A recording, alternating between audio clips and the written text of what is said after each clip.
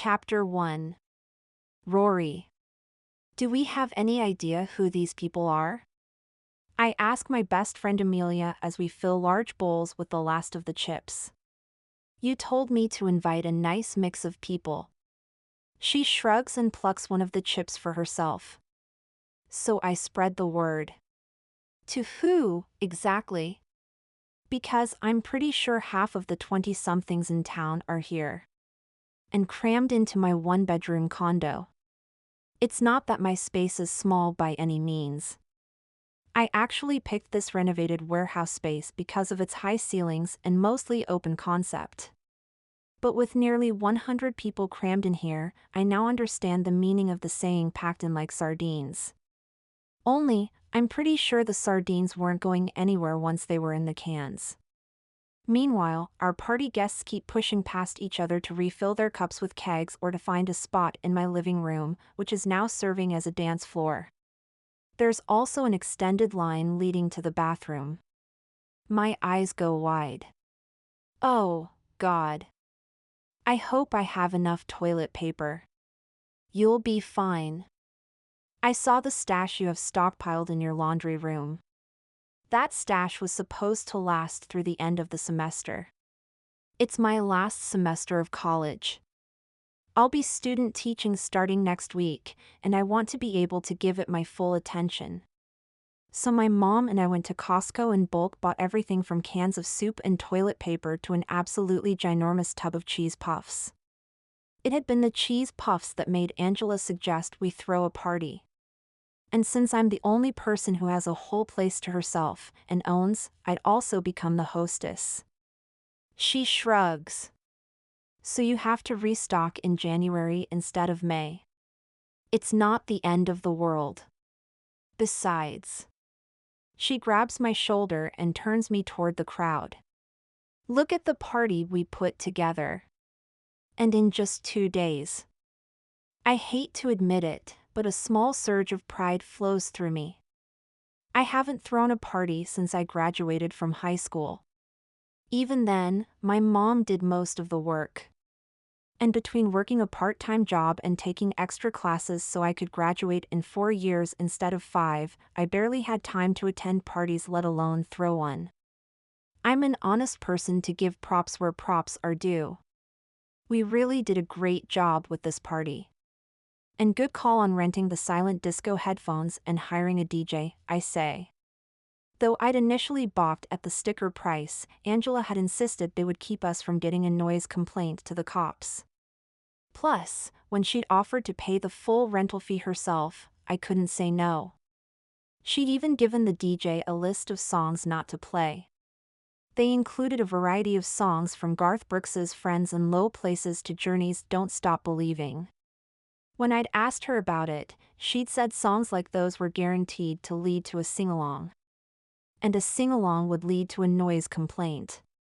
And, I have to say, so far it's worked. We have more than 100 people in this tight space, and we can still carry on a conversation without having to shout over voices. I swear, if being a teacher one day doesn't work out for Angela, she could make a killing as an event planner. Or a military general. Well, it was the least I could do, she says. Consider it a belated Christmas gift. Especially because you didn't like the one I bought you. My jaw drops. I never said I didn't like it. You didn't have to. She gestures around us. Do you see the gift hanging up anywhere? I just haven't gotten around to putting it up. We're already 1 week into January. I squirm where I'm standing. So?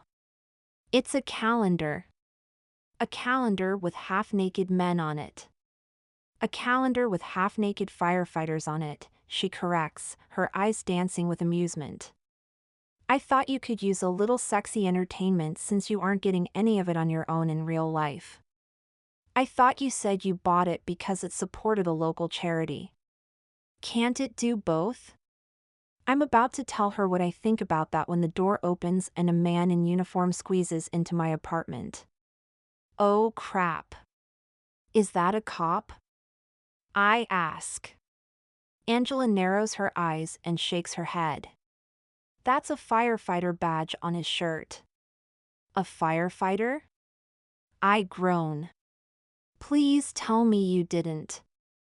Didn't what? Hire a stripper. She gasps and gives me a light slap on the shoulder. How dare you accuse me of something like that? Come on. We both know it's exactly the sort of thing you do. She folds her arms, pretending to look put out. But a smile plays on her lips. You're right. I'm just mad I didn't think about it. Shaking my head at her, I start toward the man. I'm halfway across the room when he calls out, "Fire Marshal."